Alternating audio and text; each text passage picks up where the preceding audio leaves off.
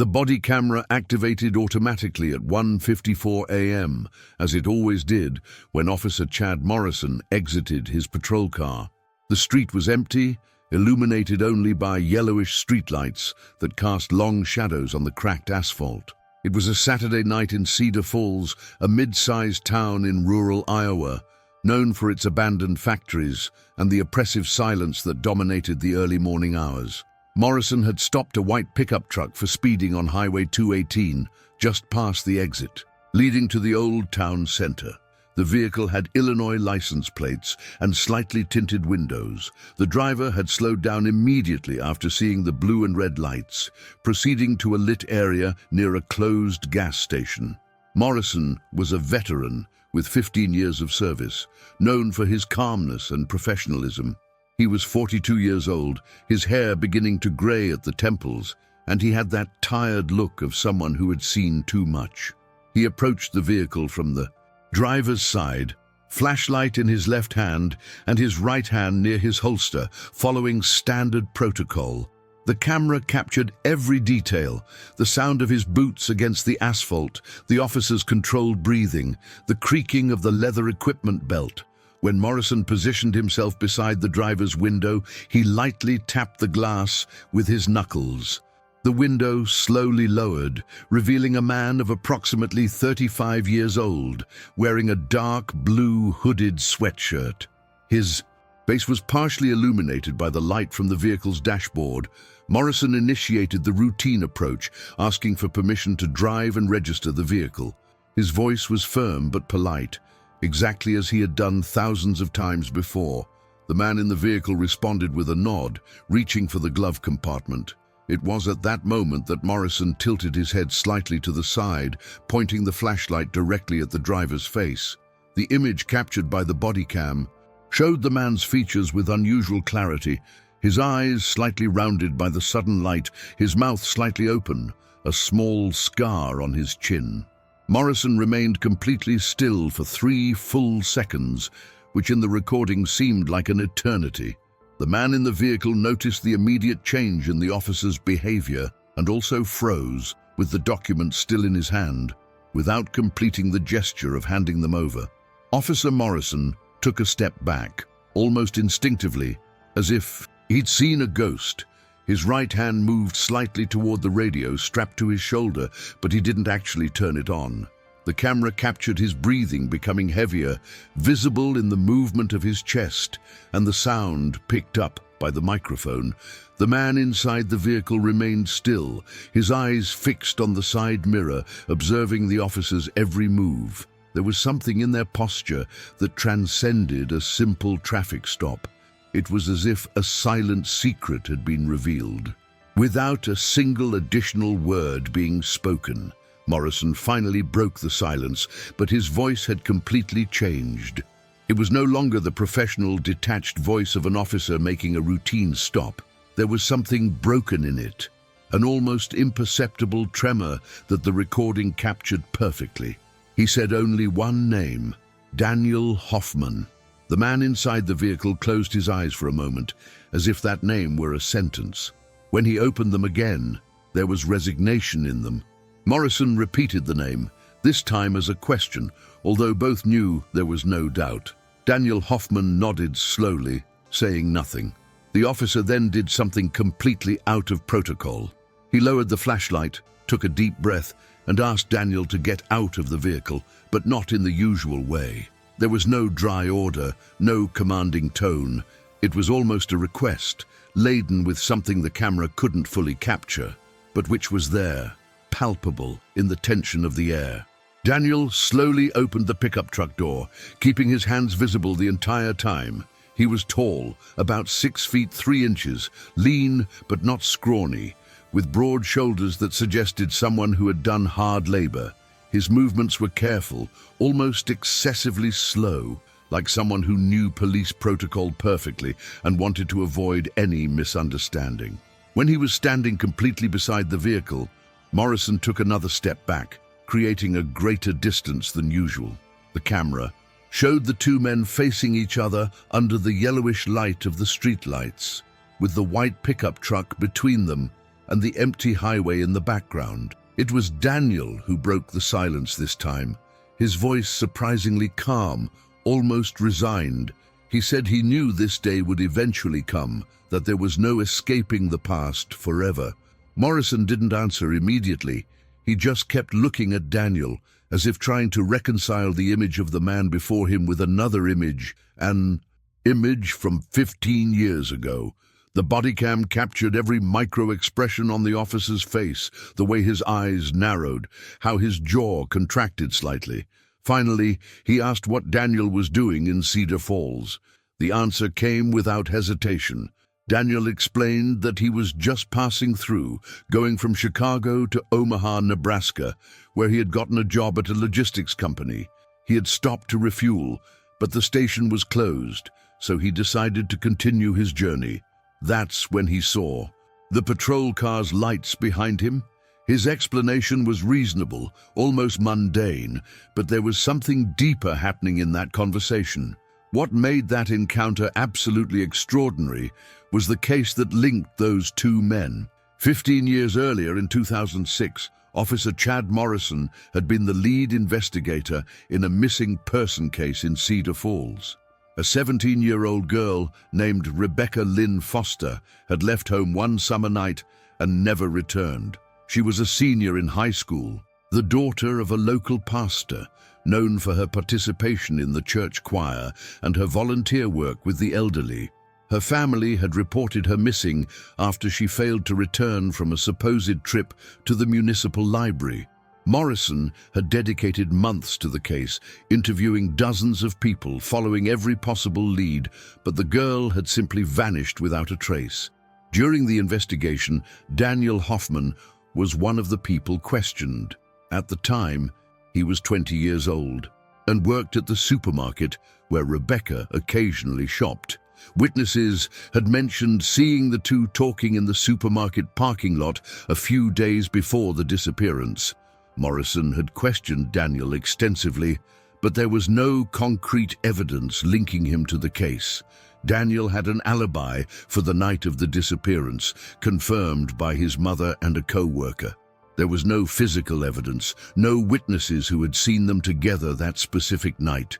After weeks of investigation, Daniel was released, although he remained a person of interest in the case. The disappearance of Rebecca Lynn Foster was never solved. The case went cold, the family moved to another state, and eventually the file was closed as an unsolved case. Morrison had never forgotten that case. He carried Rebecca's photo in his wallet to this day, not as a macabre memento, but as a constant reminder of his one major professional failing. He had dreamt about that case countless times, replaying every interrogation, every clue he might not have fully explored. And now, 15 years later, on a quiet dawn in Cedar Falls, he was face to face with Daniel Hoffman again. The body cam continued recording, capturing every second of that unlikely encounter. Morrison finally asked if Daniel still lived in Cedar Falls. The answer was no. Daniel explained that he had moved to Chicago soon after Rebecca's case, that he needed a fresh start, away from suspicion and accusing glances. The conversation that followed was one of the most tense ever captured by a police body camera. Morrison wasn't simply pulling a traffic stop, and they both knew it. He began asking questions that went far beyond what was necessary for a speeding ticket. He inquired about Daniel's life in Chicago, what he had done for the past 15 years, whether he still thought about Cedar Falls. Daniel answered each question with a disturbing calm, never dodging, never appearing defensive. He said he had built a life in Chicago, worked various jobs, stayed out of trouble. He said yes, he thought about Cedar Falls occasionally, especially the case that was never solved. That's when Morrison directly asked if Daniel had anything to say about Rebecca Lynn Foster. The camera captured the exact moment Daniel closed his eyes and took a deep breath. When he opened them again, there was something different about them, a vulnerability that hadn't been there before. He said he thought about her every day, that This affair had destroyed his life as much as it had destroyed her family's, that he had been forced to leave the city where he was born and raised because everyone looked at him like a monster, even without any proof. Morrison listened in silence, his expression unreadable. Then he asked the question he had carried for 15 years. He asked directly if Daniel had done anything to Rebecca. The answer came immediately, firmly, without hesitation. No. Daniel swore he had never touched her, never done anything more than casually chat a few times in the supermarket parking lot. He said she was just a nice girl who liked to ask questions about organic products because she was trying to convince her parents to eat healthier. Morrison studied Daniel's face for a long moment. The camera showed the officer clearly divided, struggling with something internally. He had interrogated hundreds of suspects throughout his career and developed an instinct for detecting lies. But there was something about Daniel at that moment, something in the way he maintained eye contact, in the complete absence of nervous signals typical of someone lying. Morrison finally stepped forward, closing the distance between them. He said he had never been able to forget that case, that he had failed Rebecca and her family. Daniel replied that he had also never been able to fully move on, that the undocumented suspicions had followed him like a shadow, affecting relationships, job opportunities, his ability to trust people. It was then that Morrison made a decision that would change both their lives. He said the case was still officially open, that it had never been closed. He said there were new DNA technologies, new forensic methods that didn't exist 15 years ago. He proposed something unusual. If Daniel was truly innocent, he would be willing to voluntarily provide a DNA sample and allow his house, his car, anything he owned to be searched again. Not as part of a formal investigation at the moment, but as a way to finally clear his name once and for all. Daniel didn't hesitate for a second. He said he would do anything necessary to prove his innocence, that he had waited 15 years for this opportunity. Morrison then picked up his radio and requested backup, explaining that he needed a unit to accompany him back to the police station for voluntary procedures related to an old case. While they waited for the backup, the two men continued talking, but now the tone had changed. There was something almost cathartic about the dialogue, as if both were releasing 15 years of weight. Daniel recounted how the suspicions had destroyed his relationship with his girlfriend at the time, how his mother had been ostracized from the church she attended, how he had lost friends who secretly believed he was guilty. Morrison shared how the case had affected his marriage, how his wife at the time couldn't understand why he was obsessed with a missing girl, how they eventually divorced because he couldn't leave his office job. There was a strange intimacy in the conversation, two men whose lives had been permanently altered by the same unresolved tragedy. The second patrol car arrived 20 minutes later. It was Officer Rodriguez, a younger officer who recognized Morrison but clearly didn't understand what was happening. Morrison briefly explained the situation, keeping the details to a minimum. He said he needed to escort a citizen back to the station for voluntary procedures related to an old case. Rodriguez nodded, though his expression showed confusion. Daniel got into the back of Morrison's patrol car voluntarily, without handcuffs. This was highly irregular, but Morrison was beyond protocol at that moment. He was operating on a different level, guided by something deeper than standard procedures. Daniel's pickup truck was left in the station parking lot, locked and documented. Rodriguez would follow behind them to the station. The drive to the police station took 15 minutes. Morrison's BODYCAM continued recording from the front seat, occasionally capturing Daniel's reflection in the rearview mirror. They didn't talk much during the drive. Morrison called the detective on duty, explaining that he had a delicate situation and needed a DNA collection kit when he arrived. When they finally arrived at the Cedar Falls police station, it was almost 2:30 in the morning.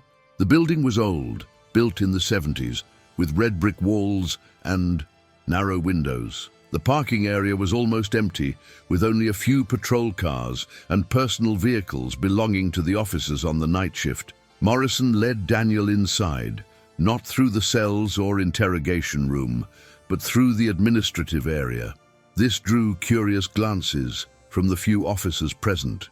Detective Marcus Webb was waiting, a burly man in his 50s, with a graying mustache and reading glasses hanging from his shirt pocket. He had worked with Morrison on the original, Rebecca Foster case, and immediately recognized Daniel when they entered. His expression went through several emotions in rapid succession: surprise, confusion, then understanding. As Morrison explained the situation, Webb prepared the DNA kit, explaining the procedure to Daniel, though he didn't need to. Daniel voluntarily extended his mouth for the buccal swab, remaining completely cooperative throughout the process. But it was when Morrison mentioned searching Daniel's vehicle and personal belongings that something unexpected happened. Daniel was quiet for a moment, then asked to speak to Morrison privately. Webb looked at Morrison questioningly, but the older officer nodded. They moved into a small conference room, still within the administrative area. Morrison's body cam captured everything, though the angle was limited due to the cramped space. Daniel sat heavily in one of the chairs, running his hands over his face. When he finally spoke, his voice was thick with emotion. He said there was something he needed to tell Morrison, something he had kept to himself for 15 years. Morrison leaned forward, his own tension visible in the way his hands clenched on the table. Daniel began by saying that he really had nothing to do with Rebecca's disappearance, that this was true, but that there was something he saw that night, something he had never told anyone because he was afraid. The revelation that followed was devastating. Daniel explained that on the night Rebecca disappeared, he wasn't home as he had initially claimed. His alibi was partly false. His mother had lied for him, and so had his co-worker, because they both thought he was protecting someone. In reality, Daniel was in the municipal park that night, on the opposite side from where Rebecca was last seen. He was there secretly meeting with another man, something he couldn't admit at the time. Not in 2006, not in Cedar Falls, a conservative town where being gay could cost you your job and lead to social ostracism. He had kept this secret for 15 years, preferring to be seen as a murder suspect than to reveal his sexual orientation. Morrison remained silent, processing the information. Daniel continued, saying that while he was in the park, around 10 o'clock at night, he saw a car he recognized. It was a dark blue sedan, an older model he had seen several times parked in front of the church Rebecca attended. He didn't think much of it at the time, but then, when Rebecca was reported missing, he began to piece things together. The car belonged to someone close to the Foster family, someone they all implicitly trusted. But Daniel never said anything because revealing that he saw the car would mean admitting where he was and what he was doing. He had to choose between protecting his secret or potentially helping find Rebecca. And cowardly, as he himself admitted, he chose to protect his secret. Morrison immediately asked whose car it was. Daniel hesitated, not because he didn't want to say, but because he knew the impact his words would have. Finally, he said a name that made Morrison jump sharply from his chair. The car belonged to Thomas Garrett, Rebecca's uncle, her father's younger brother, who worked as a caretaker at the same church where Rebecca's father was pastor. Thomas was about 30 years old at the time, single, and lived alone in a small house on the outskirts of town. He had never been considered a suspect because he was family, because he seemed genuinely devastated by his niece's disappearance, because he actively participated in the searches and vigils. Morrison felt his world turn upside down. He had briefly questioned Thomas Garrett at the time, as he had questioned all the family members, but never as a suspect. The investigation that followed in the next few weeks was one of the most intense Cedar Falls had ever seen. Morrison, now with a new lead after 15 years, dove headfirst into the case again. Daniel's DNA was processed and, as expected, did not match any evidence related to Rebecca's disappearance. This officially removed him from the list of suspects. something that should have happened 15 years earlier. But the part about Thomas Garrett was complicated. There was no physical evidence yet, only Daniel's testimony about seeing the car. Morrison needed more. He began to discreetly investigate Thomas Garrett's life, digging into his past, his present, looking for anything that could provide grounds for a search warrant. What Morrison discovered was disturbing. Thomas Garrett had moved from Cedar Falls just 2 years after Rebecca's disappearance to South Carolina, where he bought a house in a secluded rural area. He worked as a janitor at a school, had few friends, and lived a quiet, uneventful life. But something was strange. Morrison discovered that Thomas had a history of complaints from when he was younger. Complaints that never led to formal charges. 3 different teenage girls in Cedar Falls had reported feeling uncomfortable with the way Thomas looked at them or with inappropriate comments. These complaints were buried in old files, never taken seriously because Thomas never crossed the line into anything clearly illegal. At the time, he was seen only as socially awkward, not as a threat. Morrison flew to South Carolina, taking Detective Webb and extensive documentation with him. They contacted the local police department, explaining the situation and requesting cooperation. With the help of local officers, they were able to discreetly establish surveillance on Thomas Garrett. What they observed over the course of a week was a man who maintained a rigid routine. He went to work, returned home, and rarely went out. But it was when they dug deeper into his property that they found something. Property records showed that Thomas had made extensive renovations to his house 3 years prior, including the addition of a basement. This was unusual for that area, where basements were uncommon due to the high water table. This information, combined with Daniel's testimony and Thomas's troubling history, was enough for a judge to issue a search warrant. The search of Thomas Garrett's property took place on a cloudy Tuesday morning. A team of 8 officers, including Morrison and Webb, executed the warrant. Thomas was home, informed of his rights, and detained for questioning while the search was conducted. His reaction was one of surprise and indignation, denying any involvement in Rebecca's disappearance and claiming he was being unfairly persecuted. The search of the main part of the house revealed nothing of immediate interest. It was a clean, organized, almost obsessively tidy house. But when the team descended to the basement, the atmosphere changed. The basement was larger than expected, extending beyond the footprint of the house above. It had freshly painted concrete walls, fluorescent lighting, and a distinct chemical smell of cleaning products. It was almost clinical in its cleanliness. It was the sniffer dog brought in by the team that gave the first alert. The dog, trained to detect human remains, became agitated in a specific section of the basement near the back wall. The forensic team immediately began working using luminol, which revealed traces of blood that had been cleaned but never completely eliminated. The more they dug, the more they found. Beneath a relatively new layer of concrete, on the basement floor, soil detectors showed an anomaly. It took 6 hours of careful work to remove the concrete without damaging what might be underneath. When they finally broke through the last layer, they found human remains buried about 1 meter deep. Preliminary analysis at the scene suggested that the remains had been there for many years, consistent with the period of Rebecca's disappearance. Formal identification of the remains took several weeks, but DNA confirmed what Morrison already knew. In his heart, it was Rebecca Lynn Foster. She had been found after 15 years, buried in the basement of her own uncle's house. The autopsy revealed that she had died from blunt force trauma to the head, likely just days after her disappearance. Thomas Garrett was formally charged with first-degree murder.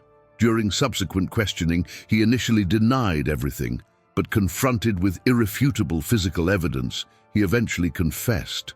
His confession was cold and calculated, showing little remorse. He admitted that he had been obsessed with Rebecca for years, that he had carefully planned the kidnapping, that he had lured her into his car that night with the excuse that her parents had been in an accident and he needed to take her to the hospital. He kept her in his old house in Cedar Falls for 3 days before she died. He swore he didn't intend to kill her, that it was an accident during an argument when she tried to escape. But the forensic evidence told a different story, a story of deliberate violence. After she died, Thomas panicked. He waited until the middle of the night, wrapped the body in plastic sheeting, and temporarily buried it in a remote wooded area outside of town. He participated in the searches, the vigils, cried with the family, all while knowing exactly where Rebecca was. 2 years later, when he decided to move to South Carolina, he returned to the woods, retrieved the remains, and transported them to his new state. When he built the basement of his new house, he buried Rebecca there, thinking she would never be found. The trial of Thomas Garrett was one of the most closely followed in the county's recent history.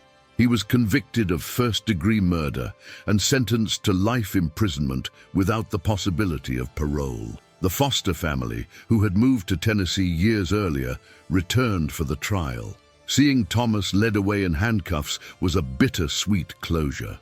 They finally knew what had happened to their daughter, but the knowledge brought a new wave of pain. Rebecca was finally laid to rest in a private ceremony 15 years after her disappearance. For Morrison, the closure of the case was deeply personal. He had carried the weight of failure for a decade and a half, and now there was finally justice. As for Daniel Hoffman, his life changed dramatically. His name was officially cleared, and the story of how a chance encounter during a traffic stop led to the solving of a 15-year-old case became national news. Daniel gave numerous interviews, not to seek attention, but to talk about the cost of keeping secrets and the importance of telling the truth, even when it's difficult. He returned to Cedar Falls for the first time in 15 years for Rebecca's funeral, paying his respects to a girl he barely knew, but whose death had shaped his life in ways he never imagined. Morrison and Daniel developed an unlikely friendship, united by their shared experience and the burden they had both, and carried for so long. The BODYCAM footage of that initial highway encounter was used in police training as an example of how even traffic stops can be fatal. Routine actions can lead to unexpected developments, and this highlights the importance of trusting your instincts while keeping an open mind to all possibilities.